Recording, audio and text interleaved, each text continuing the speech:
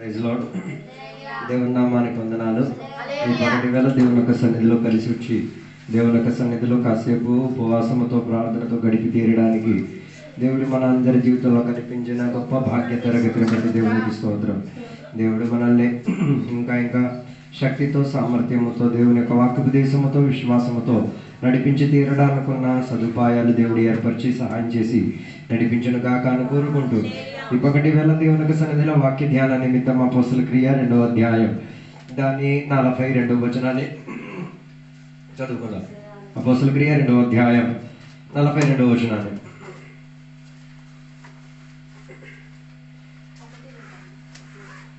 రెండవ అధ్యాయం 42వ వచనం. వీరు అపోస్తల బోధ నుండి బోధయందును సహవాసమందును రొట్టె విరుచుటయందును ప్రార్థన చేయుటయందును ఎడతెగక ఉండిరి. Praise the Lord. అక్కడ చెప్పిన వాక్య భాగములో మొదటిగా ప్రారంభించబడిన కొత్త నిబంధన సంఘముగా దేవుడు ఏర్పరిచిన విధానంగా పెంతెకొస్తు దినాన మొదటిగా దేవుడు సంఘాన్ని సహవాసముగా తీర్చుకొచ్చినట్టుగా మనకు అక్కడ కనబడుతున్నట్టుగా మనకి కనబడుతున్నది.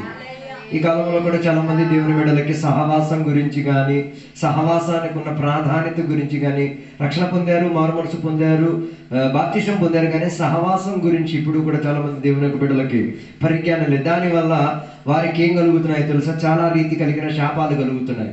వాటి వల్ల వారి జీవితంలో ఏం కలగట్లేదు, ఏ విడుదలను ఏ స్వాస్థ్యములను ఏం చేయలేకపోతున్నారు, అనుభవించలేకపోతున్నారు. అయితే ఇక్కడ చదివిన ఈ వాక్య భాగములో అపోస్తల క్రియ 2వ అధ్యాయం ప్రాధాన్యతగా సంఘబిడ్డలకు కలిసి ఉన్న ఐక్యతను సహవాసాన్ని చూపించుచున్నట్టుగా మనకి కనబడుచున్నది.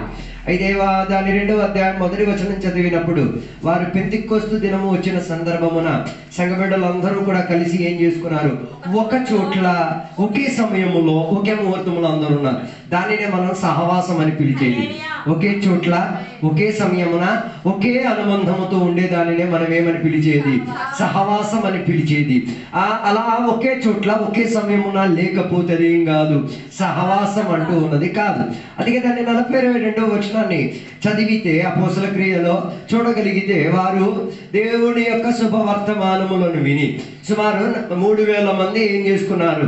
రక్షణ పొంది బాప్తిసం పొంది దేవుని యొక్క సంఘముతో వారు ఏం చేసుకున్నారు? 41వ వచనం చదవండి. కాబట్టి అతని వాక్యం అంగీకరించిన వారు బాప్తిసము పొందిరి. ఆ దినమందు ఇంచుమించు 3,000 మంది చేర్చబడిరి. ఎక్కడికి చేర్చబడిరి? అదే ప్రాబ్లం మనకి. ఎక్కడికి చేర్చబడిరి? సహవాసములో చేర్చబడిరి. లేకపోతే ఆత్మిక అనుబంధములకు వారు ఏం చేసుకున్నారు? చేరిపోయారు, లేకపోతే కలిసిపోయారు అని రాయబడినది. కలిసిపోయిన తర్వాత 42వ వచనం చెప్తున్న ఒక మాట మీరు చూడండి. వీరు అపోస్తల బోధయందును సహవాసమందును రొట్టె విరుచుటయందును ప్రార్థన చేయుటయందును ఎడతెగక ఉండిరి. ఎడతెగక అంటే దాని అర్థం ఎల్లప్పుడు దాన్ని కంటిన్యూగా వాళ్ళు ఏం చేసుకున్నారు? దాన్ని ఒక అలవాటుగా మార్చుకున్నారు. ఏమని? ఎల్లప్పుడూ కలవాలి, ఎల్లప్పుడూ కూడా ఒకే రీతిగా ఉండి తీరాలి. అక్కడ రాయబడిన వాక్య భాగంలో కలిసేటప్పుడు వాళ్ళు చేసేది ఏంటిది? వారు కలిసేటప్పుడు అపోస్తుల యొక్క బోధలు వాళ్ళు ఏం చేసుకునేవారు? పంచుకునేవారు, మాట్లాడుకునేవారు. దాని తర్వాత వాళ్ళు ఏం చేసుకునేవారు? రొట్టె విరిచేవారు. 3వదిగా వాళ్ళు ఏం చేసుకునేవారు? ప్రార్థనలు చేశారు. ఈ 3 విషయాల కొరకే సంఘం ఏం చేసేది? కలిసేది. ఒకటి ఏముండాలి? ప్రార్థన ఉండాలి. 2వది ఏముండాలి? రొట్టె విరిచే ఒక అనుబంధం ఉండాలి. 3వదిగా ఏముండాలి? వారికి అపోస్తలుల యొక్క బోధలో వారి గురించి ఏముండి తీరాలి? వారికి ఒకరొకరితో ఏముండి తీరాలి? సహవాసం ఉండి తీరాలి. ఇది లేకపోతే దాని అర్థం అదేం కాదు, సహవాసం కాదు. అది కేవలం ఏమైతే ఒక మామూలు మీటింగ్ గా మారుతుందే తప్ప మామూలుగా ఏదో కలిసి వచ్చే ఒక భావనగా మారి తీరుతుంది తప్ప దానివల్ల ఏం కలగదు, ఏ రీతి కలిగిన క్షేమాభివృద్ధి కలగదు. అయితే అపోస్తలుల బోధలో రొట్టె విరిచే దాంట్లో ప్రార్థనలో దేవుని యొక్క సంఘ బిడ్డలు ఎంతమంది అయ్యారు? 3,000 ప్లస్ తొలి ఉన్న 120 మంది కలిపి మొత్తానికి ఎంతమంది అయి తీరారు? 3120 మంది ప్రజలు ఏమై తీరారు? నిత్యం వారు ఏం చేసుకునేవారు? ఒకే చోట్ల ఒకే సమయమున ఒకే అనుబంధంతో వాళ్ళు ఏం చేశారు? కలిసి దేవుని యొక్క సన్నిధిలో వారు ఏం చేసుకునేవారు? సమయాన్ని గడిపి తీరారు. అని ఇక్కడ సహవాసానికి ఇంకొక భాషాంతరం ఏం చెప్పుచున్నట్టే పార్ట్నర్షిప్.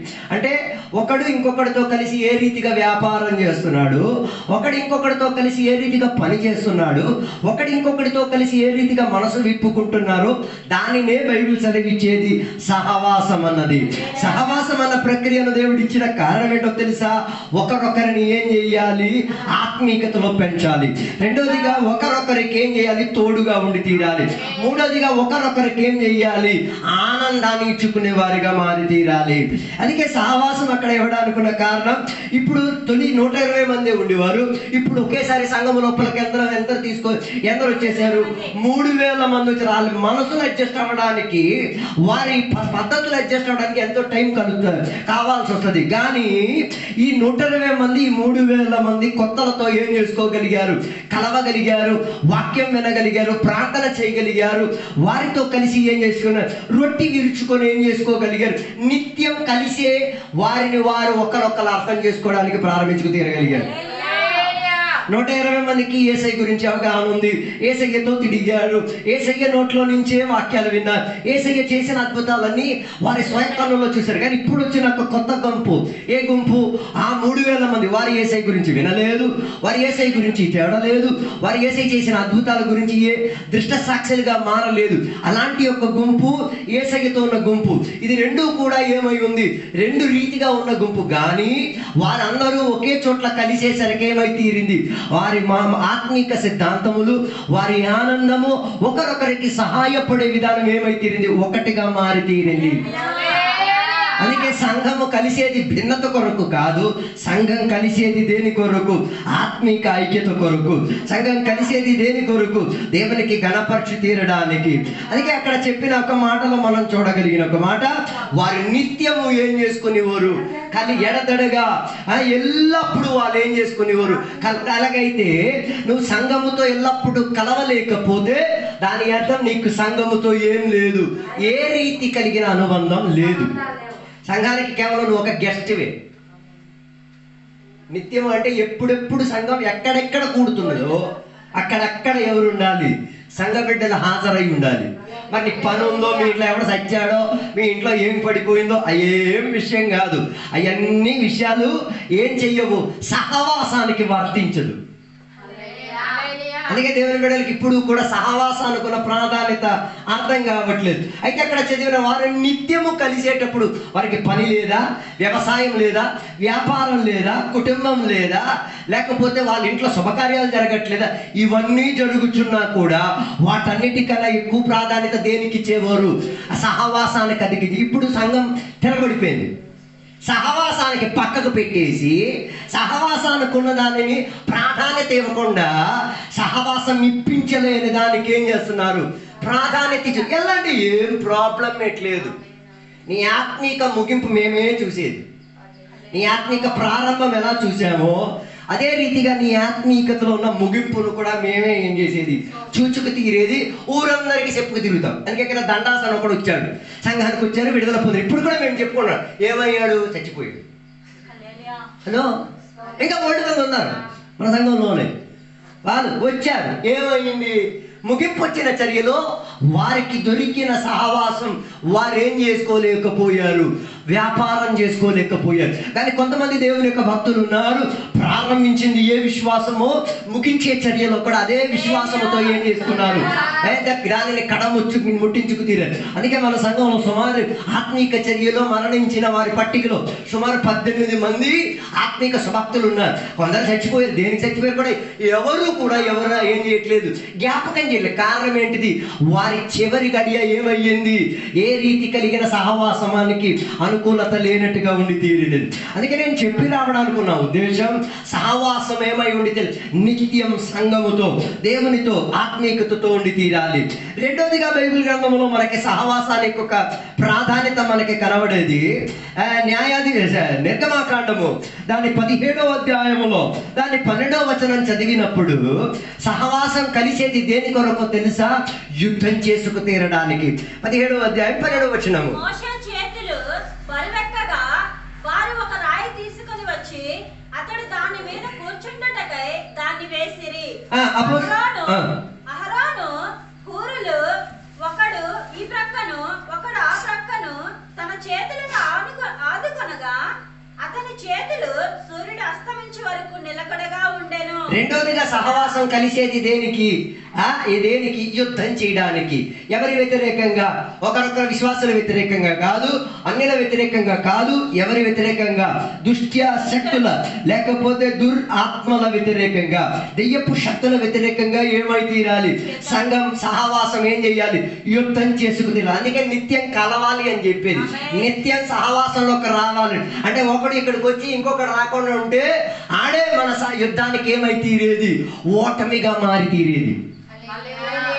హలో, ఆడొక్కడి చాలు సంఘానికి ఏం చేసేది. అందుకే బైబిల్ సెలవిచ్చిన మాట, అత్తరు అమ్మిన వాడి తైలములు ఒక్క ఏగ చచ్చినదనుకో ఆ తైలం మొత్తం ఏమైపోతుంది?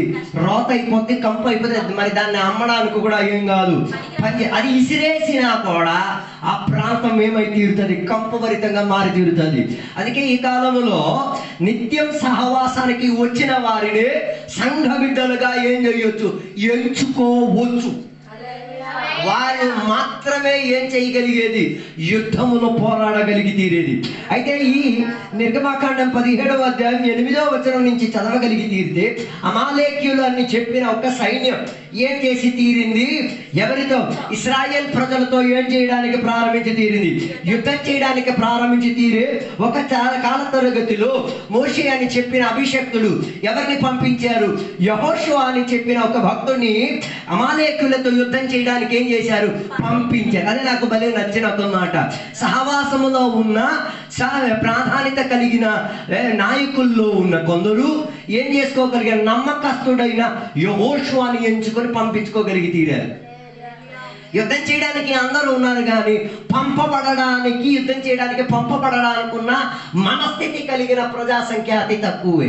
యెహోషువని పంపించే వలన ఏమై తీరింది? ఆ యుద్ధం గెలుపులోకి మారడానికి సహాయం అయి తీరింది. ఒక పక్క యెహోషువ యుద్ధం చేస్తూ ఉన్న చర్యలు, మరో పక్క ఎవరు? మోషేయు హూరు అహరోనులు కలిసి ఏం చేశారు? యువతల పక్క ఉండి ఆ యుద్ధాన్ని ఏం చేసుకు తీరు వీక్షించి తీరినట్టుగా మరి అదే 12వ వచనం చెప్తున్న ఒక మాటలో మనం చూడగలిగిన ఒక మాట, మోషే ఒక చేతులను ఏం చేసుకున్నారు? హూరు అహరోనులు ఏం చేసుకున్నారు? ఎత్తి పట్టుకున్నందున ఇశ్రాయేలీయులు ఏమై తీరారు? విజయవంతులై తీరారు. దాని అర్థం సహవాసంలో ఏముండాలి? చేయూత ఉండాలి. ఒకరిని ఒకరు ఏం చెయ్యాలి? లేవనెత్తి తీరాలి. నువ్వు సంఘానికి వచ్చి ఒకరొకరిని ఎక్కలేకపోతే నువ్వు సంఘ సభ్యుడుగా అర్థం కాలేదు. దాని అర్థం సంఘంలో ఒక వారం ఒక మనిషి రాలేదు, ఎందుకు రాలేదు అని నువ్వు అడగలేదు అనుకో, నువ్వు సభ్యుడు కాదు. ఆడ రాలేదు, నువ్వు అడగలేదంటే ఆడ రాలేని దొంగ, నువ్వు అడగలేని దొంగ.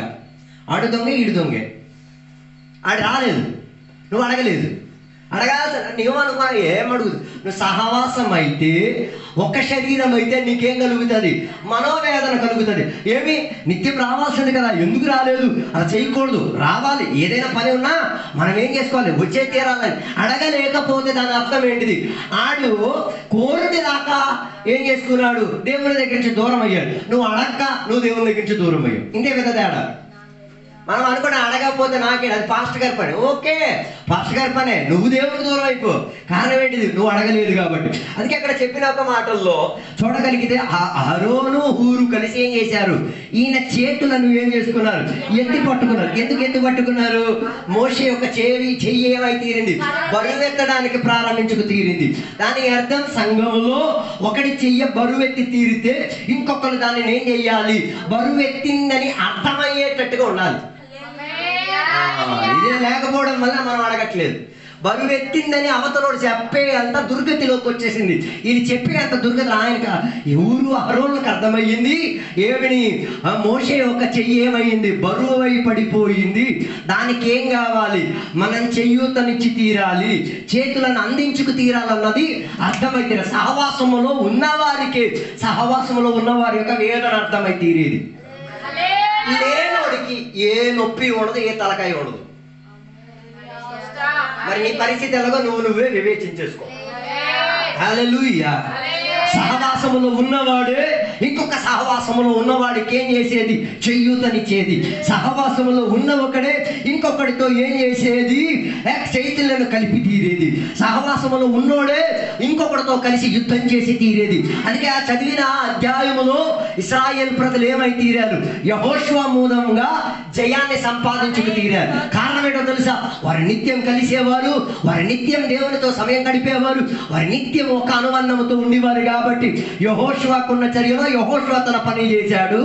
హూరు అహరోనులు వారికి అప్పగించిన పాత్రను ఏం చేసుకుని తీరారు, చేసి తీరారు. హల్లెలూయా. అదే ఈ కాలంలో సహవాసము ఎలాగైపోయిందంటే, ఏముంది మనకి, ఎప్పుడు వస్తే ఏంటి, ఎప్పుడు పోతే దాన్ని దేవుడు అంగీకరించారు సహవాసం అని. పాస్టర్ గారు అంగీకరిస్తేనేమో నీకు ఒక ఉత్తరేక సుఖం వచ్చేది, నేను చర్చికి వెళ్ళాను. దేవుడు మాత్రం దానిని ఏం చెయ్యరు, అది సహవాసంగా ఏనాడు కూడా దేవుడు అంగీకరించారు. అందుకే ఇక్కడ చెప్పిన మాటల్లో సహవాసం ఒక యుద్ధం చేసే చర్య. ఆ యుద్ధం చేసే చర్యలో ఏం చేయాలి, సంఘ బిడ్డలు గెలుపులోకి వెళ్ళే తీరాలే తప్ప ఓటమిలోకి ఏం చేయకూడదు, వెళ్ళకూడదు. దానికోసం ఏం కావాలి, టీం వర్క్ కావాలి, కలిసి ఉండే తత్వం కావాలి. యుద్ధం చేయడానికి కొందరు ఉండాలి, చెయ్యూతనిచ్చే వాళ్ళు కొందరు ఉండాలి, మాట వినేదానికి కొందరు ఉండాలి, మాట చెప్పిన ప్రకారంగా చేసే పద్ధతి అది కొద్దిగా లేదు. మాట చెప్పింది ఏం చేయరు, వినరు. నువ్వు సహవాసంలో ఉంటేనే చెప్పింది ఏమై అర్థం చేసుకుని, నువ్వు సహవాసములో ఉన్నది చెప్పింది నువ్వు చెయ్యలేకపోతే దాని అర్థం నీకేం లేదు, సహవాసంతో ఏ పాల పెంపు లేదు. దానివల్లనే చాలా అమాలేకుల శక్తి ఏం చేసి తీరుతున్నది, సంఘ బిడ్డలని సహవాసమని ఓటమిలోకి తీసుకెళ్ళిపోయి తీరుతున్నది. ఈ పకటి వేళ నేను చెప్పడానికి వచ్చే ఒక మాట, సంఘ బిడ్డలను దేవుడు సహవాసములో నిలబెట్టిన రెండో కారణం దేని కొరకు తెలుసా, యుద్ధం చేయడానికి. మొదటి కారణం నిత్యం కలవడానికైతే, నిత్యం వాక్యం వినడానికైతే, నిత్యం ప్రార్థన చేయడానికైతే. రెండోది దేని కొరకు, యుద్ధం చేయడానికి ఉన్న చర్య. అందుకే యుద్ధం చేసే ప్రక్రియలో నీవు మూలంగా ఏం కాకూడదు, సంఘానికి ఓటమి రాకూడదు. అందుకే పగట నీకు సంఘానికి ఉన్న బాధ్యత ఏంటిది, అది మనకి మొదటిగా అర్థం కాదు. కొందరికి బాధ్యత లేదు అనుకుంటున్నాను. యెహోషువకి తన బాధ్యతను నేను ఏం చేయడానికి వెళ్ళాలి, యుద్ధం చేయడానికి వెళ్ళాలి, నేను కత్తులు పట్టుకొని వెళ్ళాలి, నేను సైన్యానికి ఏమై ఉండి తీరాలి. యుద్ధం చేయడానికి వెళ్ళేది మీరేదో సింపుల్ అనుకుంటున్నారు. యుద్ధానికి ముందు పంక్తిలో ఉన్నవాడెవడు, యెహోషువ. ముందు వచ్చిన బాణాలు దెబ్బలు ఎవరికి తగ్గుతాయి, నాయకుడికి తగ్గుతాయి. ఈ కాలంలో సంఘ బిడ్డల చర్య అన్ని దెబ్బలు పాస్ట్గా తినేది, అన్ని దెబ్బలు ఎవరు కాయాలా, మరి నీ పని ఏందో. ఆయన చచ్చిపోవడానికి కూడా రెడీ అయ్యే కదా, సొంత ఊరు పెరుగురన్ని దాటి ఇక్కడికి వచ్చింది, నువ్వు నీ ప్రాణం కాపాడుకోవడానికి. అందుకే యెహోషువకి తెలుసు, యుద్ధ పంక్తిలో నేను ముందున్నాను, నాకే ముందేమొచ్చి తీరేది, దెబ్బలు తగిలి తీరేది. కానీ దెబ్బలు తగలకుండా తన్ను కాపాడుకోవడం మాత్రం కాదు, వెనక్కున్న సైన్యాన్ని కూడా ఏం చేసుకుంటున్నాడు, కాపాడుకున్నాడు. ఇదే సేవకుల వెనకాతలో ఉన్న విశ్వాసుల బృందానికి ఉన్న అనుబంధం. సేవకులను ఏం చేసేటట్టుగా ఉండకూడదు, చెయ్యి విడిచిపెట్టేటట్టుగా ఉండదు తిరగకూడదు. ఒక చోటికి మేము ప్రార్థనకి వెళ్ళినప్పుడు ఒక తాగుబోతుడు వచ్చి ఏం చేశాడో తెలుసా, ఆ కర్ర తీసుకొచ్చి ఏం చేశాడు, అక్కడ ఉన్న లైట్ని కొట్టేశారు. లైట్ని కొట్టేసరికి లైట్లో నుంచి ఏమైందో తెలుసా, కిరాసిన్ ఎగిరి ఏమైతే అయ్యగారి లుంగి మీదకి పడింది, లుంగి కాలిపోయింది. వెంటనే దాన్ని ఏం చేసుకున్నారు, ఆర్పేసుకున్నారు. కూర్చున్న విశ్వాసం ఎటు పరిగెట్టరో తెలియదు. చివరికి ఎవరెవరు మిగిలారు తెలుసా, అయ్యగారు, అమ్మగారు, పిల్లలు, ఇంకొందరు మాత్రమే ఎక్కడ ఉన్నారు. మిగతా వాళ్ళు ఎక్కడికి పరారైపోయారు తెలియదు. కారణం ఏంటి, వాళ్ళకి యుద్ధం చేసే ఒక చర్యలో నిలబడడం తెలియదు. మన సంఘాల్లో కూడా ఉన్న దౌర్భాగ్యం, ఇప్పుడు కూడికి లాగిపోయింది. ఎందుకు, ఎవడో చెప్పాడు ఇక్కడ కూడికలు పెడితే మంచిది కాదు, చెంపేస్తామని చెప్పాడు కాబట్టి సంఘంలో ఏమైపోయింది, కూడికలు తగ్గిపోయింది. హలో, చివరికి పాస్టర్ గారు అడుక్కోవాలి ఒక్కొక్క ఇంటికి, ప్రార్థన పెట్టించండి రా, ప్రార్థన నడిపించండి రా, ఇంట్లో కూడికలు పెట్టుకోండి అంటే వాళ్ళకి ఒక ఏం రావట్లేదు, ఆశ రావట్లేదు, ప్రేరేపణ రావట్లేదు, నా ఇంట్లో ఏమి ఉండాలి. దాని అర్థం నీ ఇంట్లో ప్రార్థన చొప్పుడు వినబడలేకపోతే అమాలేకుల యొక్క చెప్పుడు నీ ఇంట్లో వినబడతాయి. నాతో లేరు అనుకుంటాను. అందుకే నువ్వు దానిలో నువ్వు సుఖపడుతున్నావు కానీ ఆత్మీక విషయంలో ఏం కావట్లేదు, నీకు సుఖచర్య కావట్లేదు. రిస్క్ తీయాలండి ప్రార్థన చేయడానికి, లేకపోతే ఈ మార్గంలో వెళ్ళిపో. దాచుకొని ఏం చేయలేవు, క్రైస్తవ్యం నడిపించుకోలేవు. చాలా మంది అనుకుంటున్నాను నేను రహస్యంగా ఏమైపోతుంది, ఉండలేవు. రహస్యంగా క్రైస్తవ జీవితం నడిపించడం కష్టం. బహిరంగంగా క్రైస్తవ జీవితం ఏం చేయాలి? నువ్వు రక్షణ పొందేటప్పుడు సాతానికే వెలివేసింది ఏమని, రే నీ పద్ధతులను బద్దలు కొట్టేసి నీకున్న స్థాయిని విడిచిపెట్టి నేను వచ్చాను రా, ఏం పీకుతో పీక్కో. ఎప్పుడు చెప్పావు? ఏ రోజు నువ్వు యేసయ్యను రక్షకునిగా అంగీకరించో ఆ గడియలో సాతానికే సవాల్ వేసావు, నిన్ను విడిచి నేను వెళ్తున్నా, నువ్వేం పీకుతావు, పీక్కో, ఏం చేసేది లేదు. నాతో ఎవరున్నారు? సర్వశక్తివంతుడైన దేవుడు నాకు దేవుడై ఉన్నాడు కాబట్టి నేను దాని విషయంలో ఏం చేయను, భయపడను. బాప్టిజం చెందే చర్యలో నువ్వు చెప్పే మాట ఏంటిది? లోకానికి, పాపానికి, సాతానికి ఏ రీతి కలిగిన నాకేం లేదు, అనుబంధన లేదు. నాకున్న అనుబంధన మరణించిన సిలువలో ఉన్న యేసయ్య తన రక్తం కార్చినది కాబట్టి ఆ రక్తం నన్ను విమోచనలోకి ఇచ్చి తీరింది, వాటితో నాకు అనుబంధం. అదే యేసయ్య చనిపోయాడు, నేను కూడా పాప విషయంలో ఏమై తీరా, చచ్చిపోయి తీరా. ఆయన ఏమైతే సమాధిలో వేయబడ్డ తీరా, నేను కూడా ఏమై తీరా, నా పాత రోత జీవితాన్ని, నా పాత సిద్ధాంత కలిగిన పద్ధతులని, నా పాత అలవాటులను నేను కూడా ఏం చేశాను, మరణ చర్యలు నీళ్ళల్లోకి దిగి నేను దాన్ని ఏం చేశాను, చావులోకి తీసుకొచ్చి తీరా. యేసయ్య పునరుద్ధానం పొందే నేను కూడా అక్కడి నుంచి ఏమై తీరాను, పాత పద్ధతులను చంపేసుకొని, పాత జీవితాన్ని చంపేసుకొని, పాత పద్ధతులను చంపేసుకొని కొత్త వ్యక్తిగా, కొత్త సృష్టిగా నేను కూడా ఏమై తీరా, యేసయ్య లెగిచినట్లా నేను తిరిగి లెగిచాను. అది రహస్యంగా చేసే పని కాదు, అది కూడా బహిరంగంగా చేసే పని. అలాంటప్పుడు నీ ఇంట్లో కూడిక పెట్టుకున్నది కూడా రిస్క్ తీసుకొని చేయాల్సిన పనే. హలో, ఇప్పుడు నీవు దేవుని కొరకు ఇల్లు తెరవలేకపోతే సుఖచర్యలు వచ్చిన తర్వాత ఏం దేవుని కొరకు తెరిచేది? అందుకే అపొస్తలుల క్రియలు సముద్ర తీరాన కొందరు కూర్చున్న సందర్భంలో వారు వ్యాపారం చేసుకుంటున్నారు. అప్పుడు సువార్త విన్నప్పుడు వెంటనే ఆమె ఏం చేసింది, ఇల్లు తెచ్చింది. అప్పటి వరకు తన ఇంట్లో ఏం జరగలే, ప్రార్థనలు జరగలే, పాటల శబ్దం వినబడలేదు, ఆరాధన కేకలు వినబడలేదు. ఆ రోజు నుంచి తన ఇంట్లో ఏం వినబడడానికి ప్రారంభించింది, పాటలు వినబడాలి, ఆరాధన వినబడాలి. ఏంటమ్మా ఇరుగు పొరుగులు అడిగి, లేదు నేనేం చేసుకున్నా, నా జీవితంలో ఒక నిబంధన తీసుకున్నా, యేసయ్యను రక్షకునిగా అంగీకరించుకున్నా. దాని వలన ఆమె ఏం చేసింది, తన ఇల్లుని తెచ్చింది. ఇల్లు మాత్రం తెరవడం కాదు, తన ఇంట్లో ఉన్న బిందులు కూడా ఏమై తీరింది, సేవకుల నిమిత్తం తెరవబడి తీరింది. హల్లెలూయా. నేను చెప్పి రావడానికి ఉన్న ఉద్దేశం, సహవాసం ఏం చేయడానికి ఉన్నది, ఆత్మీయతలో యుద్ధం చేయడానికి ఉన్నది. దానికి ఏముండి తీరాలి, అందరికి వారి వారి పాత్ర వారికి ఉండి తీరాలి.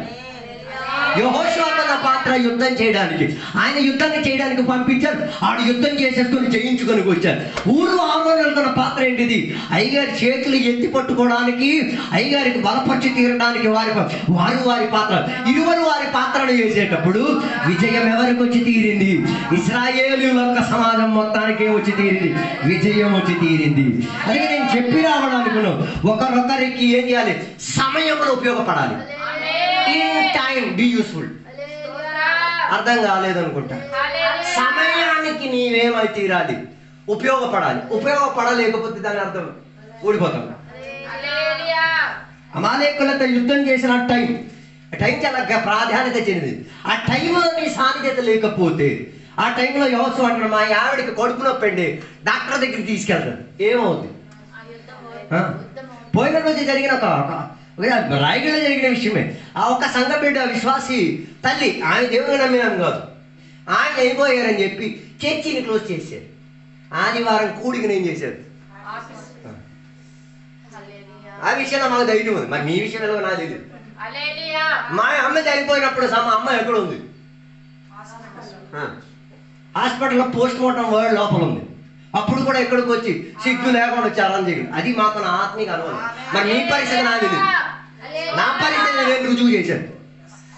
ఎవరు మరణిస్తే సొంత తల్లి మరణించిన ఒకటి వెయిట్ చేయాలే తప్ప నాకు ముందు నా దేవుని కూడా దానికి నాకు ముందు దేవునితో నాకు అనుబంధం. దాని తర్వాత అందుకే మన సంఘంలో కొందరు ఆదివారం సత్తే ఆ శవానికి కాపలాకి వెళ్తారే తప్ప శవం నుంచి లేచిన ఏసైకి తోడు. మా తర్వాత సాక్ష్యం ఒకటి, మా ఆడ వచ్చి హెచ్చింది, నేను అందుకే సిగ్గు అనిపించట్లేదు. మరుసటి రోజు అయితే నువ్వు సాక్ష్యం చెప్పేటోడు ఏ సాక్ష్యం చెప్తున్నావు? గెలిచిన సాక్ష్యమా, ఓటమికున్న సాక్ష్యమా? ఓడిపోయిన సాక్ష్యం అందరం వినేసి ఆడికి కూడా అలవాటు అయిపోద్ది. ఆమె వెళ్ళిందా, నేను వెళ్తా. ఆయన దగ్గర ఏం అనలేదు, నేను వెళ్తా. అందుకే కదా ఒక్కొక్కరు లేట్ అయిపోయింది. అందుకే కదా ఒక్కొక్కళ్ళకి ఆడికి అయిపోయింది. ఆడికి అయ్యగారి అందరికి తిట్టడం మొదలెడితే మరి ఎవడు ఎక్కడ రాడు. అందుకే ఈ రోజుల్లో దేవుడు మాత్రం వాళ్ళ కొందరికి ఏం చెప్పొద్దు. వేస్ట్ వాళ్ళు వేస్ట్ వాళ్ళు ఏం చేసుకున్నారు? కోరిని తెచ్చుకుంటున్నారు. వాళ్ళు ఓటని వాళ్ళు కోరిని తెచ్చుకుంటున్నారు. వాళ్ళు గెలుపులోకి రావాలంటే ఏం చేయాలి? సహవాసంతో కలిసి యుద్ధం చేయడానికి ఉన్న అలవాటులోకి రావాలి. అందుకే రెండోదిగా సహవాసం దేనికి ప్రాధాన్యత? యుద్ధం చేయడానికి ఉన్న ప్రాధాన్యతకు అవసరమై తీరినట్టుగా బైబిల్ చదివి.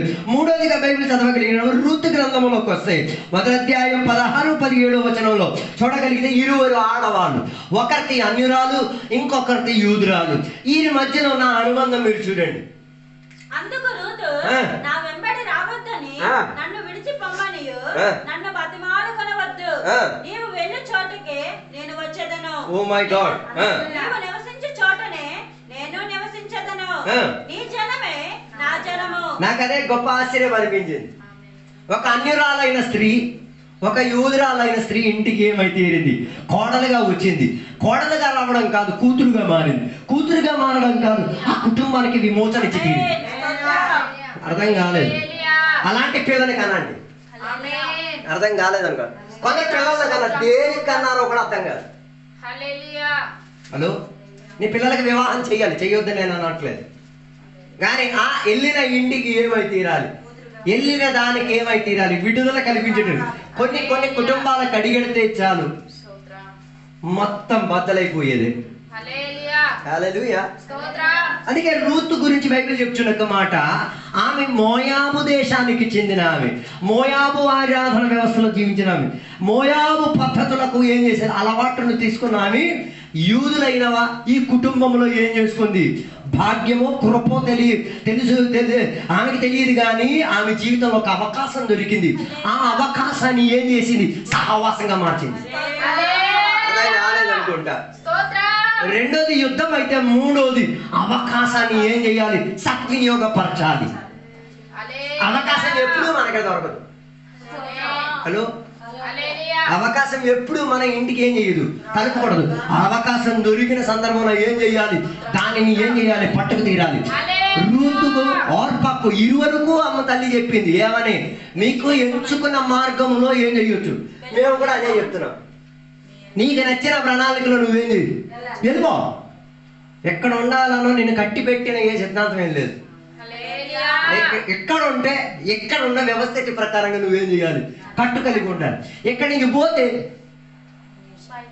అదే కదా, ఇక్కడి నుంచి పోయిన వాళ్ళ కొరకు కేవలం మనం ప్రార్థన కట్టేసి ఇంకేం పెద్ద విషయం. వాళ్ళు మనల్ని చూసి ప్రైజ్లో వెళ్ళినప్పుడు వాళ్ళు మన చూసి నేరుగా వచ్చి మనతో కూర్చోరు, మాట్లాడు. కారణం ఏంటిది? వాళ్ళు మన సాక్షి చెక్కింది కాబట్టి, మనది సావలేదు కాబట్టి, మన సాక్ష్యం ఉండబట్టి వాళ్ళ కొరకు ఏం చేసేది? పేరెట్టేసి మరి ప్రార్థన చేసేది. అడిగైన అది ఆయనకి సుఖమే వస్తుంది. ఎందుకు అలా ప్రార్థన చేసేది? అలా చేయటం వలన ఆ మనిషి మీద మనకేం కాగదు, తీవ్రత చూపించడానికి కూడా మనస్థితి రాదు.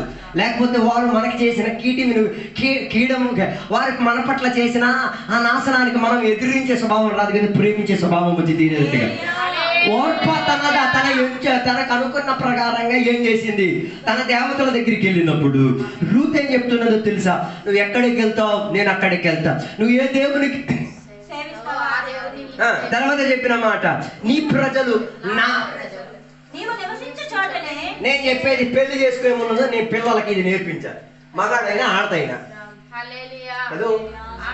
అర్థం కాలేదు అనుకుంటా. వారి దేవుడు నీ దేవుడు అవ్వాలి, నీ ప్రజలు వారి ప్రజలు అవ్వాలి. ఇరువురు ఏమై తీరాలి? ఐక్యతలోకి వచ్చి తీరే ఒక అనుబంధం ఉండి తీరాలి. దీంట్లో మనకి కనబడుతున్నది ఏంటి తెలుసా? సహవాసంలో ఏముండాలి? త్యాగం ఉండాలి. ఇది ఏం లేదు. నీ కొరకు అయ్యగారు ఎక్కడి నుంచి త్యజించుకొని ఎక్కడికి వచ్చి ఉంచారు, కానీ సంఘబిడ్డలకి ఏం లేదు, త్యాగం అవ్వలేదు, తెగించరు. సాక్రిఫైస్ ఏం చేయాలి? త్యాగం చేయాలి. అయ్యగారు ఇంత ప్రయాసపడుతుంది, నేను కూడా అయ్యగారితో దానికి కూడా ఎవడు కావాలా? తోడు కావాలి.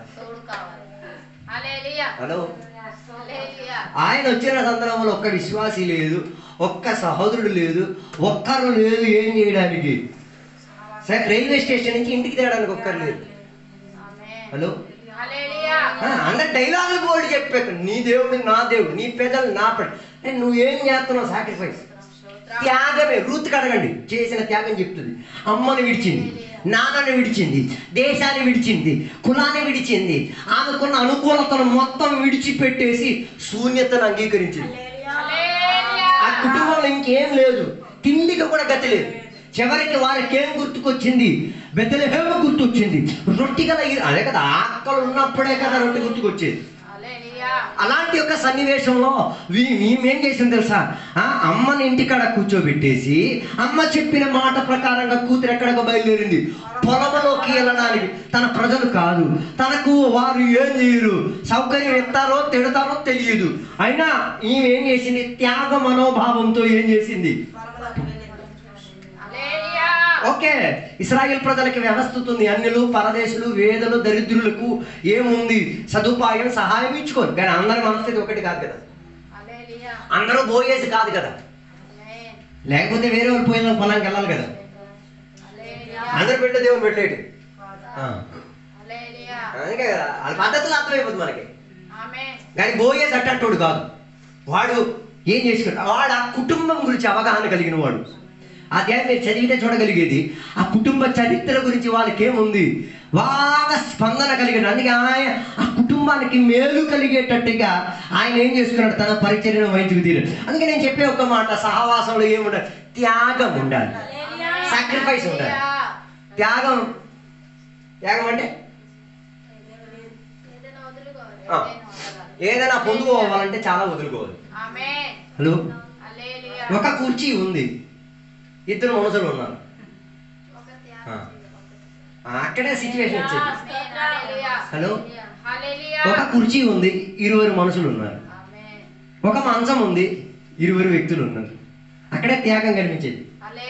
ఒక గది ఉంది, 2 మనుషులు ఉన్నారు. ఒక బాత్రూమ్ ఉంది, 20 మనుషులు ఉన్నారు. అందుకే మీరు క్యాంప్ మీటింగ్కి వెళ్ళాలి. క్యాంప్ మీటింగ్కి వెళ్ళినప్పుడు మీకు ఇక బాత్రూమ్ గురించిన అవగాహన తెలిసి వచ్చేది. కొందరు లోనికి వెళ్తే మరేం చేయరు.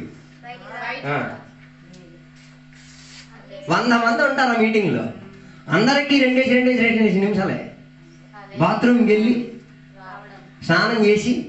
లేదు, నేను ఇంటికాడ 10 గంటలు స్నానం చేసేవాడు. అది ఇంటికాడ, ఎక్కడ నీకేం కాదు. అడ్జస్ట్ అవ్వాలి.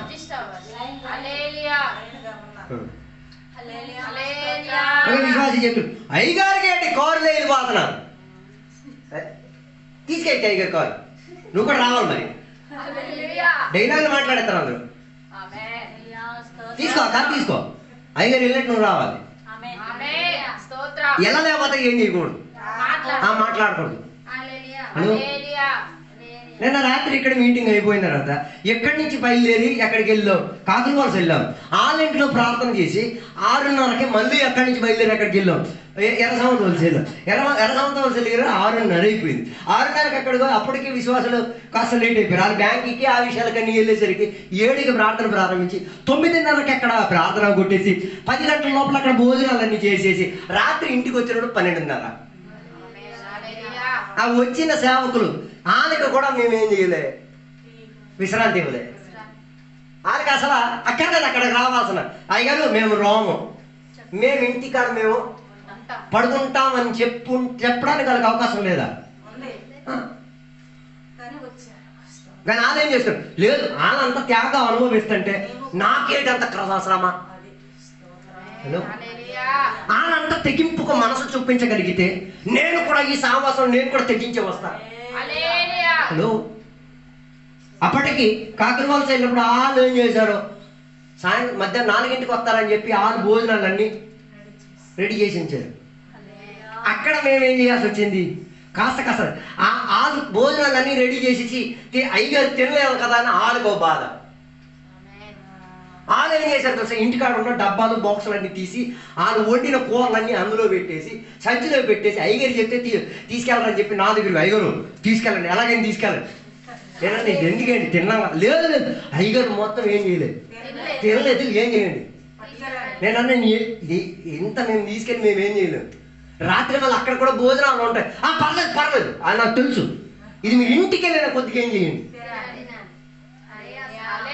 ఒక్కడి తెగించడానికి మొత్తం మా మనసు చూపించడం. అవతలు ఉన్నోడు కూడా అదే అలవాటు అయిపోతున్నది, అవతలు ఉన్నోడికి కూడా అదేమై తిరుగుతున్నది అలవాటు. ఇక్కడ మన సంఘానికి వచ్చిన కాలు ఆయనకడితే తెలుసు.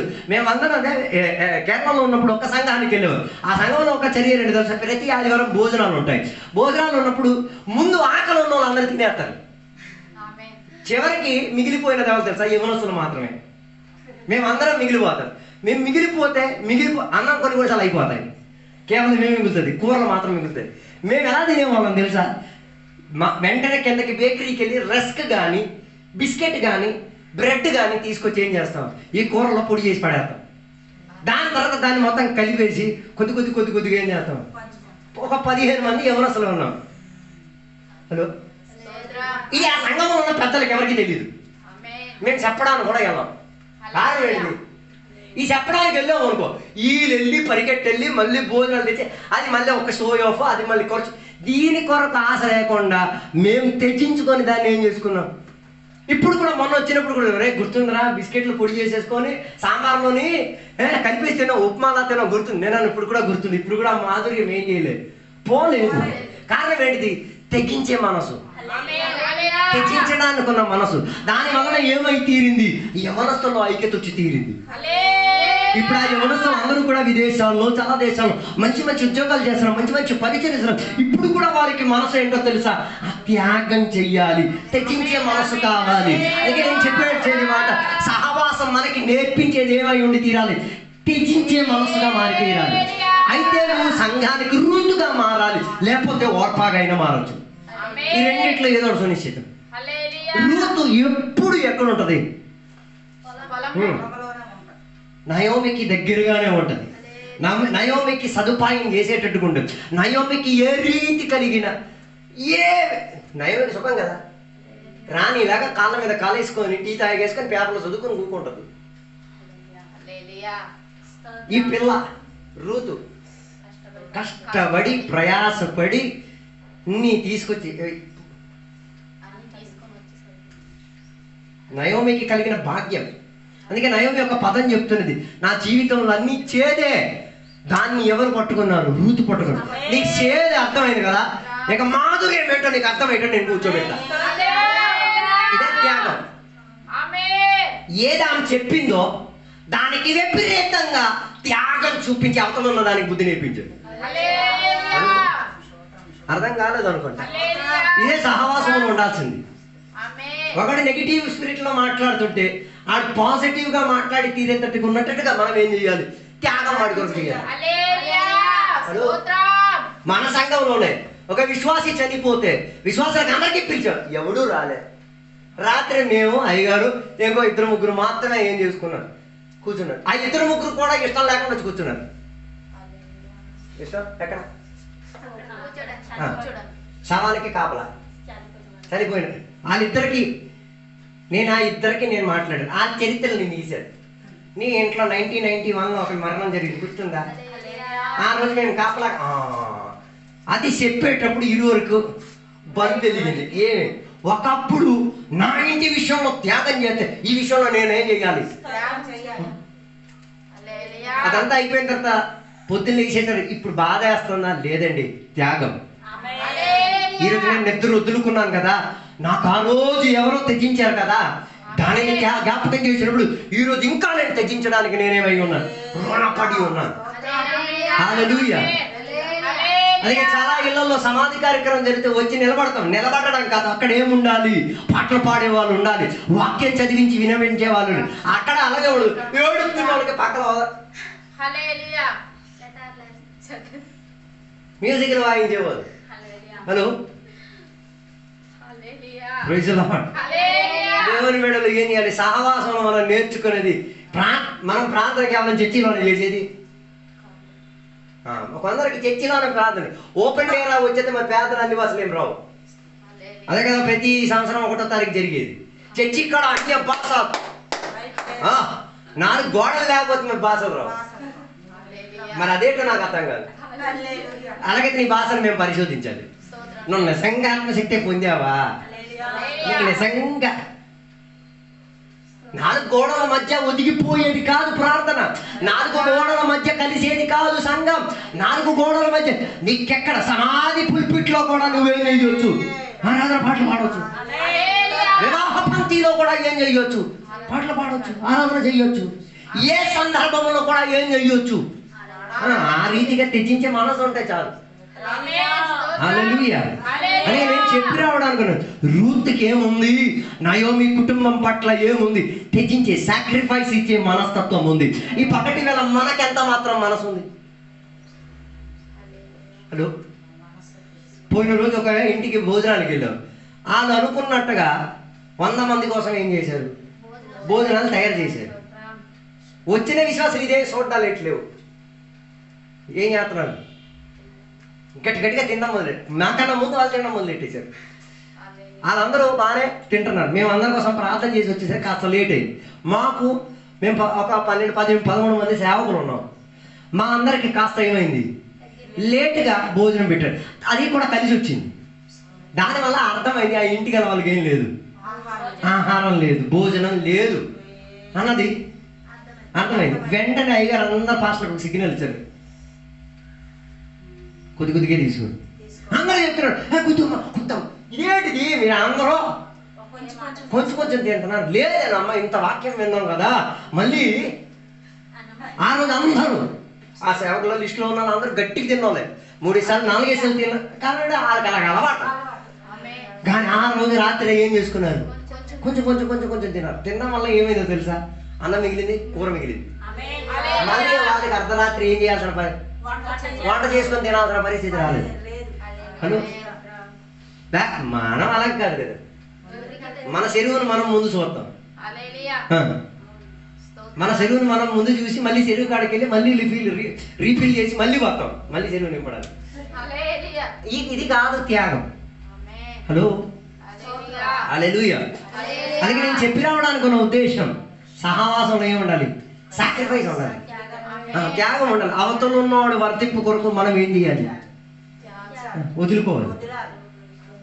హలో, అవతల ఉన్నవాడికి సుఖం చెందాలంటే మనం ఏం చేయాలి? నలిగిపోవాలి. అందుకే దేవుని యొక్క వాక్యంలో రాయబడి ఉన్నది, ఈ 2 రాతి మధ్య ఒక మనిషిని నిలబడితే ఎలాగా, తెచ్చించిన వాడి మనస్తత్వం కూడా అలాగే. అర్థం కాలేదు. 2 బండరాయి ఉంది, వాటి మధ్యన ఒకటి ఏం చేసాము? నిలబెట్టేవాడు ఎలా ఉంటుంది? త్యాగం చేసేవాడు మనస్థితి కూడా అంతే. అర్థం అవడం కష్టం. హలో, ఈ 2 రాళ్ళ మధ్య ఈడేమైపోతాడు? నలిగిపోతాడు, ఇరుక్కుపోతాడు. ఇందులో నుంచి ఉండలేక కక్కలేక ఆడు ఏమైపోతాడు? అల్లకొల్లం అయిపోతాడు. అయినప్పుడు అక్కడ ఉండడానికి చూపించిన మనసు, దాన్ని త్యాగం అని చెప్పి. హల్లెలూయా. అందుకే నయోమి ఇంటిలో ఏం చేసుకు తీరింది? నయోమి దేవునిని స్వీకరించింది, నయోమికున్న ప్రజలను స్వీకరించింది. చివరికి అన్యురాలైన రూతు దేవుని యొక్క సమాజంలో సభ్యురాలుగా ఏం చేసుకుంది? పాత్రను పొందుకు తీరింది. హల్లెలూయా. అందుకే దేవుని బిడ్డలకు ఏముండాలి? త్యాగం ఉండాలి. అలాగైతే దేవుని సంఘంలో ఎవరెవరు ఉండాలి? అన్యులు ఉండాలి, యూదులు ఉండాలి, ధనవంతులు ఉండాలి, దరిద్రులు ఉండాలి, తెల్లోడు ఉండాలి, నల్లోడు ఉండాలి, కులస్తుడు ఉండాలి, కులహీనత చెందినోడు ఉండాలి, లెప్రసీవోడు ఉండాలి, ఆరోగ్యవంతుడు ఉండాలి. మేము ఒక ప్రాంతంలో ప్రార్థనకి వెళ్ళిండు, లెప్రసీలు నివసించిన కాలనీ అది. అక్కడ ఉన్న పాస్టర్ గారు వారి మధ్య పరిచయం చేస్తున్నారు. ప్రార్థన వాళ్ళు అన్నీ అయిపోయిన తర్వాత వాళ్ళు మా కోసం ఏం చేశారు?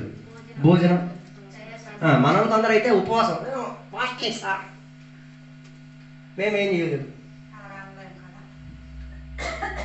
చేతులన్నీ ఏమైపోయింది. మన కుష్టాలు చేయి మీరు చూసారో లేదో కానీ అలా డ్రాపులు పడుతుంటాయి. ఆ బిందులు కడిగే, ఆ బిందు ఆతుడితోనే అంట్లు కలిగి ఆటలతోనే అన్నని వాళ్ళు ఏం చేశారు? తయారు చేసి గుడ్లు కూర, ఫ్రై, పప్పు, అన్నం, పెరుగు, చారు అన్నీ చేసి పెట్టారు. ఆ పాస్టర్ గారికి అర్థమైంది వీళ్ళు తినరే, మేము మనం తింటాం, మాకే ప్రాబ్లం. మనసులో వారి పట్ల ఏముంది? ఒక భిన్న మనసు ఉంది. కానీ ఆ సందర్భంలో ఏం ఆలోచించాం?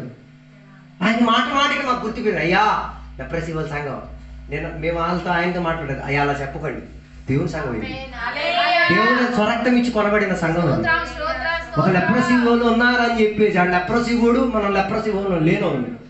వాళ్ళకి శారీరకంగా లెప్రసీ ఏమో, మనకి ఆత్మికంగా లెప్రసీ ఉంది. అవి భోజనం చేసి ఏం చేసాం? తినేసి శుభ్రంగా వచ్చాం. హలో, హల్లెలూయా.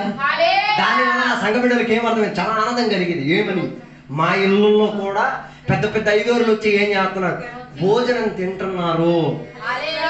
ఇదే వాస్తవమైన తెగింపు కలిగిన ప్రేమ, ఇదే త్యాగం ఇచ్చే మనోభావం, ఇదే ఒకరొకరి కోరకు ఏం చేసేది? వదులుకునేది. మన సంఘంలో వస్తున్న మోహన్ మీకు ఇక్కడ మోహన్గా మంచోడుగా కనిపిస్తుంది, మాకు రౌడీగా, కాయ వ్యాపారం చేసినోడుగా, ఇంకా ఇలాంటి పనికిరాని 420 పనులన్నీ చేసేవాడుగా దొరికిన కుర్రోడు. అర్థం కాలేదు.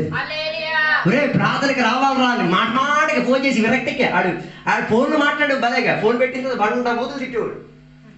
ఈ పాస్టర్ గాడికి ప్రేమ ఏమో నన్ను పిలిచేస్తారు, నా మీద కక్ష పెట్టాడు నాయన. అందుకే ఏం చేస్తారు తెలుసా? ఆ కోపపడి ఆరాధనకి ఆశీర్వాదం చెప్పే టైంలో వస్తాడు. చెప్పేసి మొహం చూపి నేను వచ్చానయ్యా అంటే తొలి వచ్చినట్టు ఫీలింగ్ వచ్చి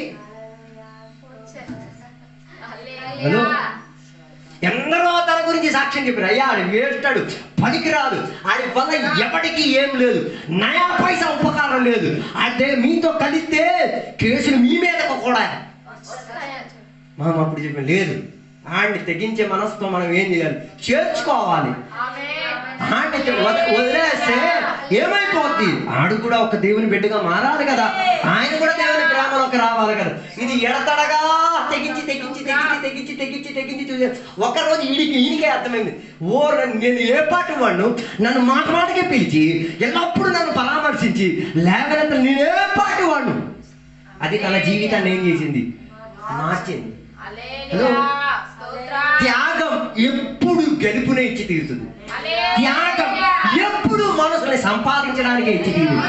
నీ త్యాగం వేస్ట్ కాదు. యేసయ్య కల్వరి శిలువలో మరణించింది వేస్ట్ కాదు. దాని వలన మనకేమొచ్చి తీరింది?